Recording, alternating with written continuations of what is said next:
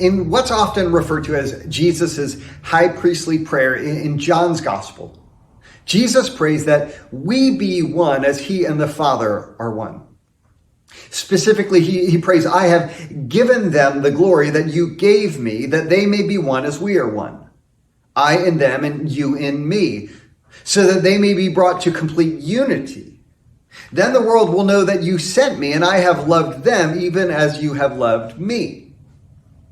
In other words, our unity as Christian brothers and sisters is a sign and witness to Jesus, which today is pretty convicting, given the disastrous state of disunity in the American church. And in the New Testament, the gospel wasn't just a unifying force for Christians. It had an odd and yet unifying effect for the opposition as well. Now, thanks to their opposition to Jesus, Herod and Pilate, they went from enemies to BFF. Pharisees and Sadducees, they were able to put their differences aside to oppose Christians. And again in Acts, we've seen Jewish and Gentile groups unified to oppose Paul's efforts. In Acts 17, Luke tells us, but the Jews were jealous. And taking some wicked men of the rabble, they formed a mob, set the city in an uproar, and attacked the house of Jason, seeking to bring them out to the crowd. It seems like if there's one response to Paul's ministry that we can count on, it's the formation of a mob.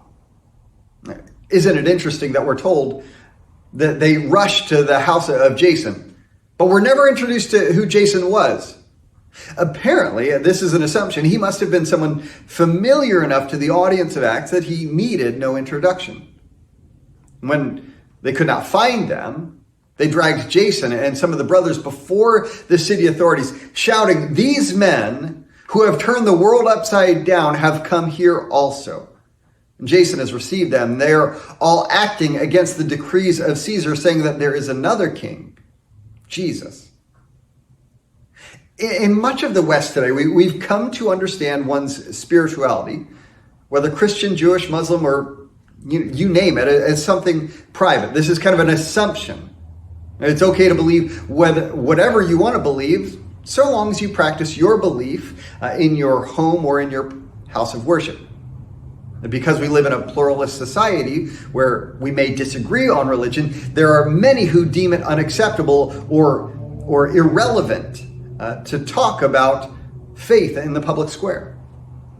Clearly, that's not the case in the New Testament. The gospel wasn't just changing personal spiritual lives of individuals.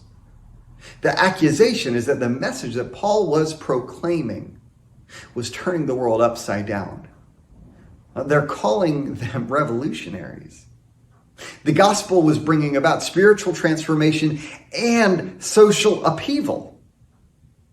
Or maybe widespread, authentic spiritual transformation leads to social upheaval.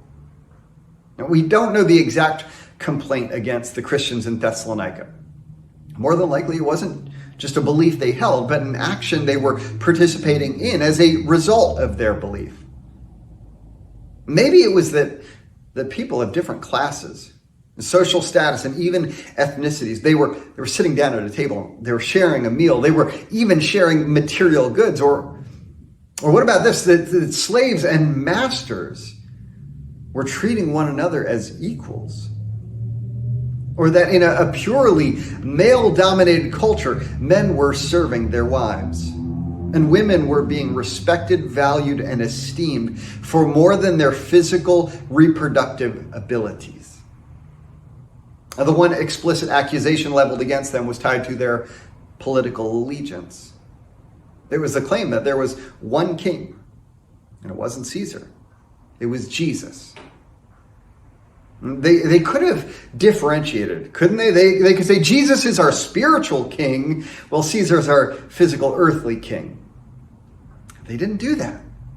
The universal claim we find throughout the church in the New Testament is Jesus is Lord, which was in direct opposition to the claim Caesar is Lord. Now, I'm not suggesting we need to become apolitical, and renounce all affiliations but Jesus. I do wonder, however, if we haven't struggled enough with the tension here. Why is it so easy for us to make the distinction that the early church refused to make?